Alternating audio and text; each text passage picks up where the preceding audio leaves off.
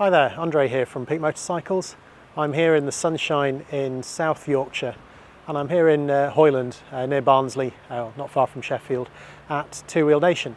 And in this video I'm going to be riding this bike over my shoulder. So this is the Moto Morini X-CAPE 649. So I have ridden this before. I did call in at the end of a riding day a few weeks ago, and I got to take it out for a very quick spin. So I have done one video on this. After that I was really keen just to try it out a bit more. And I know this bike, and actually this one behind me, was at the ABR Festival a few weeks ago, but there's so many people wanting to ride it, and I knew I'd get another chance, so I didn't ride it there. So what I'm going to be doing today is really a follow-on to that very quick first look video. So I'm going to be splitting this into two videos because nobody really wants to watch me for that long. And the first video is going to be a road ride, so I'm going to go from here, I'm going to head down the M1, see what it's really like to cruise at motorway speeds. I'm going to do a bit of dual carriageway into Sheffield, ride through the city and get an idea about what it's like to ride in a city. Then I'm going to head out on the west side of Sheffield, and I'm going to take it over a few of the green lanes we have here. Now these are rocky trails, everything is very dry, it's very sandy at the moment. It's got the Pirelli Scorpion tyres on it, which aren't, they're not full on off-road tyres, but they are, slightly more off-road capable, especially in the dry.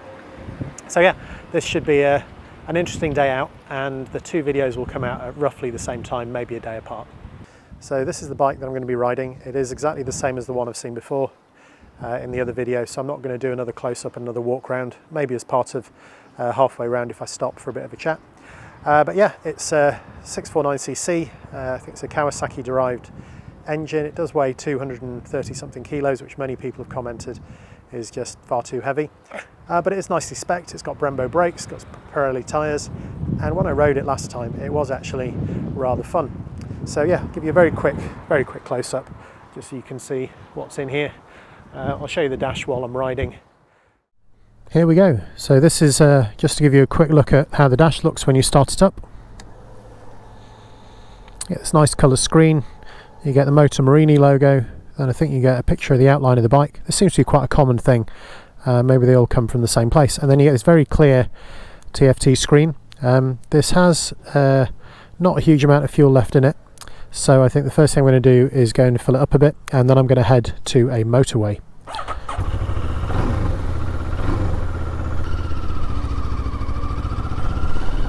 And just pulling out of here, it's exactly as I remember it from last time. It's quite a heavy bike, but it doesn't actually feel that heavy once you're on it. And that clutch is really nice. The gear shift is very slick and very smooth. Yeah, it's just a really sort of easy bike to ride. It is a little bit breezy today, so hopefully there's not too much wind noise coming through the helmet. We're also about to have a big heat wave in the UK, and I think some people then might be able to work out about when this video was taken. So I've just come out of my mesh jacket, so let's see how warm I managed to stay. I'm feeling a little bit blown about already, so this should be interesting.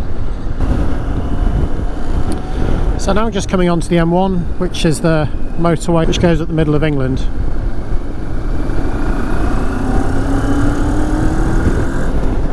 And yeah, at 60, I mean I've still got the windscreen on its lowest setting. But at 60 miles an hour, that is okay. It's certainly got enough pull. I mean, I'm only in fifth, and if I just give it a bit of a twist to the wrist and off it would go. I don't think I'd expect anything different. Let's see what it's like at 70. So that's in sixth gear, 70-ish miles an hour, just under 5,000 RPM. And it feels pretty stable. I am getting quite a bit of blowing, but I am wearing a dual sport helmet with a peak, which I guess probably takes a little bit of the edge off it. But the mirrors are stable. I'm not getting any significant vibration through the bars. And actually at these sorts of speeds it seems quite capable. What I'm going to do is I'm just going to drop it down to 65 or even to 60, and I just want to see what the roll-on is like in sixth. So that's 60 miles an hour, and if I open the throttle, yeah, it creeps up. I mean, you're not going to do a lot in sixth from 60, but then again, I suppose it has to be geared low enough to actually make it comfortable. So I've done a few miles on the motorway now. It is definitely a little bit blustery, but I'm getting enough protection, I think. I'm wearing my mesh jacket, it's fairly cool. Don't have a temperature on there, but I'm guessing it's in the teens, not the 20s. And at 65, 70 miles an hour, in just my mesh jacket, I am getting enough protection. My arms are a little bit overly ventilated, but I think that's fine. So yeah, I think as a cruiser, I think it does pretty well. I don't think it's got a lot of oomph if you added luggage and the second person, especially if the first person is my sort of size. But I think for one-up touring bike, I think this is pretty good. So I'm just stopped to get some petrol at the local Costco because it's cheap and I can get the premium super unleaded here, which is what they asked me to put in it. While I'm here, and there is a bit of a queue because we have a fuel crisis here in the UK at the moment and everyone wants to get the cheap petrol, but what it does mean is I can just take a minute or two just to show you a few of the menus here. So it all seems pretty intuitive. I've never seen the instructions. All I can see is that on this side I have an up, down, a back and a set button. So just while idly pressing set and holding, and there you go, just pressing it once, you get straight to bike info, connect, display and system. So that all seems pretty straightforward. That's, I guess, connectors for setting up phones, and then if you press the set button it then gives you more detailed information. So what I didn't realise here was just how much more stuff you actually have on the bike. It gives me a voltmeter, temperature sensor, distance to service, trip, and it's also got tyre pressure monitoring.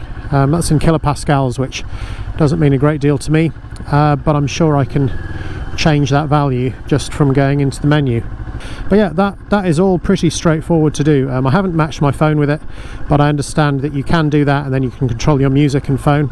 But I think as it's a demo bike, I'll save that for another time, and I'm sure if you've got one you'll be able to work that out just through that same menu. So now I'm just coming into Sheffield. I'm just going to ride through here as I head out towards the Peak District, and yeah, just really try and get a feel for what it's like riding in built-up areas and in traffic. It's a Friday lunchtime, so there's a few cars out on the road. It's probably not rush hour, but some of the roads, especially this bit, is probably one of the busier parts of the city. So yeah, a few of the things I'd noticed while I was coming in on the dual carriageway. One was, while it seems to be fine cruising at 70, I think when I dropped down to about 50 in 6th, that I did get some vibration on the mirrors. It's not the smoothest engine in the world, which is fine. You know, it's derived from, I think, a Kawasaki 650 twin, but I did notice that at 50 miles an hour that I was getting vibration on both mirrors. Now I'm sure that could be damped out, or there's something you could do for it, but that's what I noticed out of the box. The next thing I was struggling with a bit with the mirrors was I did adjust them when I first got on it, and the left one I could get just right. The right one always seemed to be looking in slightly the wrong direction.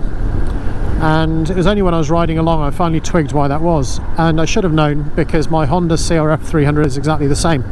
So if you look down, this mirror here is mounted on the clutch lever, and it's about, I don't know, 1.5 inches, maybe 4 centimetres ahead of the middle of the bar. The one on this side is actually mounted on the clamp for the reservoir. Now that is actually the opposite of how it is on my CRF 300 Rally, where it's the one on the right that's actually mounted on the reservoir and the one on the left is mounted on the bar bracket. And you know, we as humans, we like symmetry, especially when you're using both mirrors in the same way. So yeah, I think one thing I would do is, same as what I've done on my CRF 300, is I'd replace the bracket on this side with one you can put a mirror onto, and then just put a blanking plug in there. I know it's such a little thing, but it's one of those things that once you've seen it, you can't really unsee it. Anyway, I just thought I'd mention that, as watching somebody ride around a city is really not that interesting, I suspect.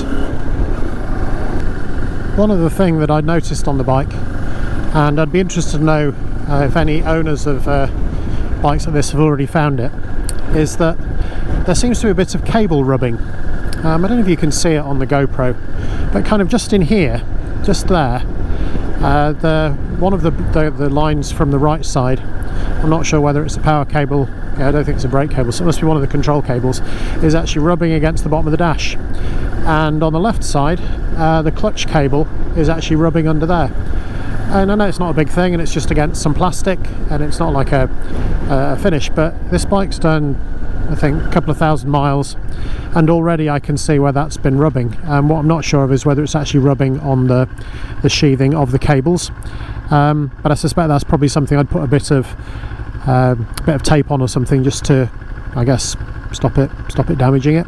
Not the end of the world, and I don't think it's a big thing. And again, on the Honda CRF 300L, I know that lots of people had problems with the brake line, I think, just concealing the dash, which never seemed to be particularly helpful. So now I'm heading out into the Peak District. So that's sort of the end of this bit of the road ride. So I'm now going to ride one of the green lanes, one of the trails that's in here. And if you want to see what that's like, that is going to be in a separate video, because I know it's not interesting to everyone, and I guess this video is already going to be far too long. So yeah, I'll pick back up again once I get out on the other side, and the entrance to the trail is just up here on the left.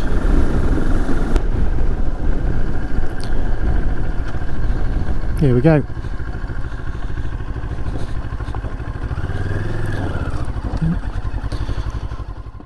Right then, I've done my trail ride. If you want to see that, that is in the other video. I've had a bit of lunch here at the Grindleford cafe, and now I'm going to head off and take the bike back. But there's a few country lanes I'd like to try on the way. Here we go. So now I'm heading down from Fox House down towards Surprise View, and from here I'll take the road that gets down towards Hathersage, and then there's a very sharp right turn, and there's a road that takes me back up over the top of the hills you can see up there. And the run to get up there is a road that looks kind of like this. You know, it looks like it's a fairly decent road surface, but actually it's pretty bumpy. And I used to like to use this particular bit of road just to see how good, you know, suspension really is. So, you know, I've been up on bikes which felt great on nice smooth tarmac, but then to get on a road like that, it really does reveal what's damping well and what isn't. Now, I know that this bike hasn't had the suspension set for me, and it is fully adjustable. But even still, it'll be nice to see just how it comes completely stock and how I get on with it.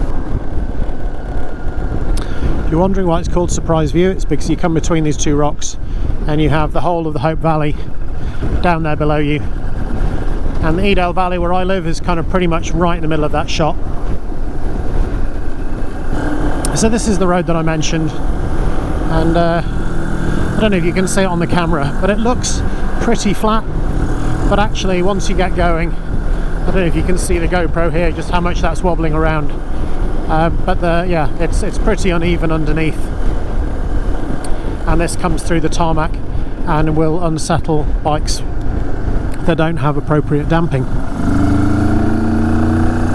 Actually, what I'm really loving with this engine is even at sort of 40 miles an hour, 35 miles an hour in fourth, I can just open the throttle and it will just take off in quite a pleasing manner. The more I ride this bike, the more I like it. I don't think it's the best at anything. You know, it's not the best adventure bike, certainly not the best road bike, it's not the best trail bike, it's not the best commuter, and yes, it is too heavy. But I think that Moto Morini might be onto something here, because what they seem to have done is they've taken some tried and tested parts, you know, that Kawasaki 650 twin, the Marzocchi forks, the Brembo brakes, and a decent electronics package, and they've wrapped it up with some Italian design and flair, and are manufacturing it in China to meet a budget. So for $7.5 grand, I think this is pretty good value, really. Now, if you have a dealer somewhere near you, I think it's definitely worth seeing if you can go and try one out. I know that they were attracting an awful lot of interest, you know, some of it just from the looks at the ABR festival. So, you know, I think when, you know, not all bikes look exactly as you want, but I think it looks great. There's always a bit of doubt as to, you know, how great a good looking bike actually rides, but this one, even over this road here, on these Pirelli Scorpion tyres, yeah, it's a huge amount of fun. Incidentally, when editing my videos, I have noticed I say that a lot, and I apologise. I'll try and say it less. And here we are now. We're up at the other end of that valley that I rode past the bottom of earlier. And yeah, it was an easy cruise up there, and I think the damping and the suspension on this bike must be pretty good, because I barely noticed that I was going up. If you've seen some of my other videos where I went up there, particularly things like the Harley Sportster. I felt like I needed a new back by the time I got to the top. And even bikes like the Interceptor 650, which is a bike that I love, but riding it up there made me think, you know what, if I did get one of these, the first thing I'm going to have to do is upgrade that rear suspension. But this bike just seems to take it in its stride. I'm now heading back up to Hoyland, where Two Wheel Nation are based, and for those of you who know the roads around here, this is part of the A57 Snake Pass, which runs from Sheffield to Manchester. So yeah, I've really enjoyed my day out today on this bike. I think I'll have been out for about 4 hours in the end by the time I get back. So I think that's a bit more of an opportunity to really get to know what the bike is like. And I've done a mix of motorway, dual carriageways, city riding, sort of suburban area riding, country lanes, and then roads like this, which is a fairly fast A road out here in the Peak District. Oh, and a trail as well, but the trail is in a different video. So as a road bike, I've quite enjoyed it. I don't think it's particularly fast, and on road I don't really notice the extra weight. Off-road, especially when descending, you do. One thing that I have been impressed with throughout has been just how good the brakes are. Now I know they're Brembo brakes, but there's Brembo brakes and there's Brembo brakes, and this bike has got a lot of weight to stop. Yeah, both the front brake and the rear brake both work really well, and the rear brake in particular, sometimes on more economically priced bikes, that's something where you need to give it a really good press just to get it to do anything, and even then it feels a bit lacking. And this really isn't like that. The back brake is excellent. Yeah, it's been great. Finding out a few little things like it does have the tyre pressure monitoring is a really nice touch on a bike on this price point. And yeah, I just think all the bits together make for a really nice package. I've now turned off the Snake Pass at the Strines turning, and this road is called Mortimer Road. Again, it's another one with quite a bumpy-ish surface, at least through this bit, and the bike is coping really well. The suspension seems more than adequate. In fact, it's pretty good. I think this is probably the last bit of road that I'll show you before I get back, because I think I've probably said everything there is to be said. One thing I would like to highlight about this road, it's called Mortimer Road, and it runs from the A57 along here out over Strinesmore, past the Strines pub, and then carries on. And if you look around, it really is just absolutely stunning. And there is quite a strong wind blowing left to right in front of me, but as a place to come and ride a bike, and it's a road that is sometimes overlooked on magazines that report on riding roads in the Peak District. Everyone mentions the Cap and Fiddle, everyone mentions the Snake Pass, maybe even up and over Home Moss, and while those are all great, they're also pretty busy. At the moment there's speed restrictions in place on the Snake Pass. The Cap and Fiddle has got average speed cameras nearly everywhere you go. I mean, it is 50 miles an hour, so you can still have some fun, but they're all just very busy roads. And then you get a road like this, which you can ride along, and it's not all straight like this with the occasional bend. It does get pretty twisty, and there's hairpins, and there's as it winds over the valleys over in this direction, it really is quite an interesting road to ride. So yeah, should you ever be up in this part of the country, I can definitely recommend looking at Mortimer Road that runs from the A57 all the way over to Mid-Upstones. Quite a nice pub at the other end called Ye Old Mustard Pot, and then there's a pub just round this next bend that I'm coming to called the Strines Inn, which is also I think it's been there forever. I think it's been there nearly 1,000 years, which around here is still pretty old. I know in some parts of the world nothing's been around for 1,000 years. Well, no pubs at least. So that's it. That's me back at Two Wheel Nation here in Hoyland, Barnsley in South Yorkshire. I've had a really fun day out. The weather's stayed mostly dry. I did have a few drops of rain at one point, but to be able to take this Moto Morini X-CAPE 649 out and do some motorways, some dual carriageways, city riding, urban riding, out in the countryside, like little lanes and fast A roads, it's really done everything I've asked of it, even some trail riding. So it's not the best at anything. I'm sure anyone with nearly any bike can probably pick holes in it for one thing or another. But I think as a complete package, and at that price, I don't think there's a lot else out there that comes close. Maybe something like a Tenere, but I think it's £2,000 more. For touring, maybe something like the Tiger 660, but again I think that's a similar price but won't do the trail bit. So all in all, I yeah, I really liked it. There's a couple of tiny little things which, if I'm being critical, I had to pick out. So one is the fueling below 2000 RPM felt a little bit rough, and I'm sure that's a Euro 6 thing. The fueling around 4000, I think, 4000 RPM just seemed to be quite vibey. You don't feel it through the grips, but I did see it on the mirrors and felt it a little bit through my backside. Other than that, the mirrors being offset, you know, one being in a different position, probably 30-40 mil closer to the screen. Once I'd seen it, I couldn't unsee it, but that's an easy thing to fix. And there's the weight, you know, 230 kilos for trail riding, especially going downhill on those rocky trails, is heavy, no doubt about that. But the fact that even a novice like me can get around those sorts of trails on a day like this is definitely a step in the right direction. So yeah, it's been a really fun day. A huge thanks to Paul at Two Wheel Nation for letting me take out his demo bike and take it trail riding. I didn't drop it, and I did, you know, return it with half a tank of petrol. So hopefully that's helped a little bit. So yeah, Moto Morini X-CAPE 649. If you have a dealer nearby and you can ride one, I can definitely recommend looking them up. Anyway, I hope that's been interesting and useful. If it has, maybe I'll see you next time. Thanks for watching.